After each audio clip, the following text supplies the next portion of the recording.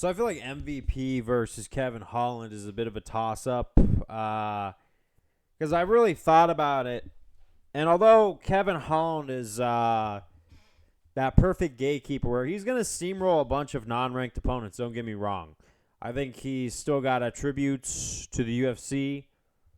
I don't think a title shot's really in the works for him.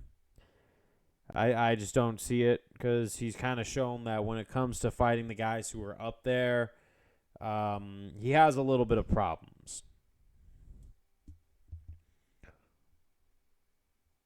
However, I think he does have a shot at beating an older Michael Venom Page because Michael Venom Page is 36, I believe, which is pretty old for a fighter. Once you hit around that 35 range, it's pretty questionable. But Michael Chandler came into the UFC at like 33, 34.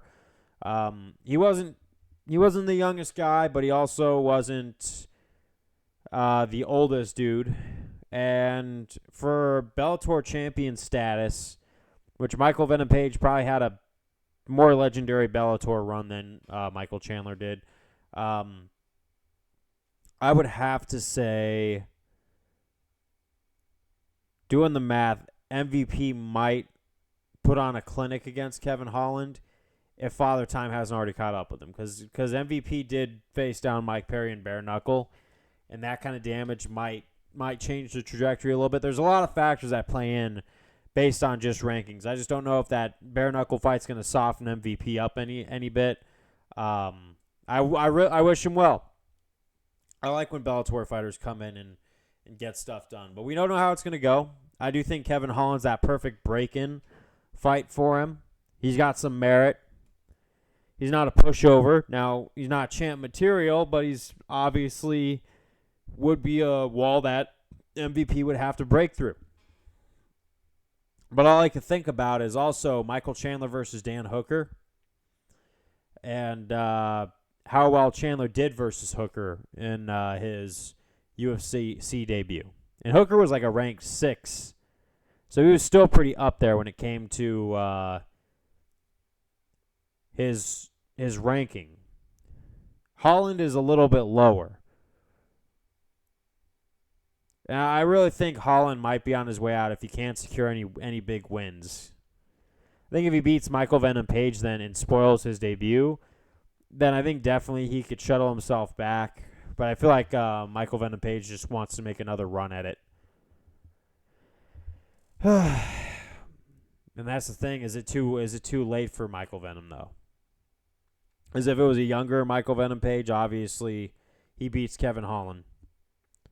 But just these factors are playing in. So if I had to make a solid decision, because Michael Venom Page's skills are pretty legit, I still think he has a shot at winning.